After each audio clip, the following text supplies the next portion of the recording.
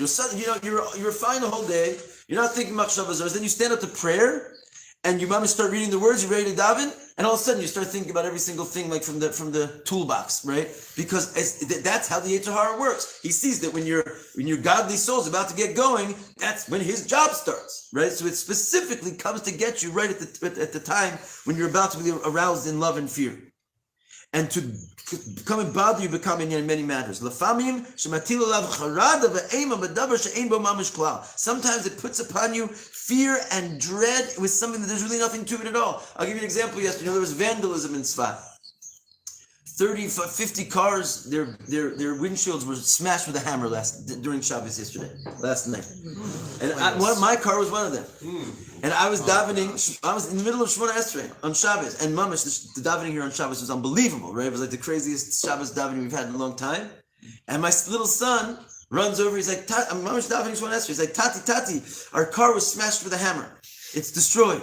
And I didn't know what happened was vandalism. I thought like mamash, some guy like didn't like me, came and smashed my car, right? So, but I was in Shemona Esrei. So basically I didn't look at him, I didn't respond.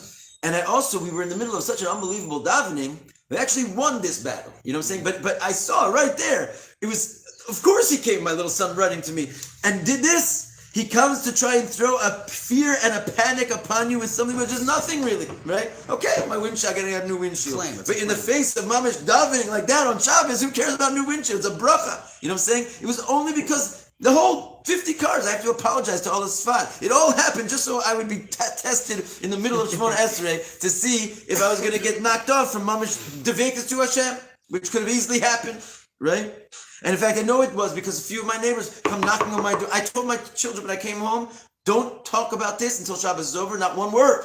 Because I knew that it was mamash Yetzer Hara and the Shabbos Zachor and like just trying to sneak in. And we had neighbors knocking on the door. After I told my children we were obeying, we were just having Shabbos, it wasn't a conversation, running in saying, fear, dread for nothing. Right? Like this is physically, it comes from all angles.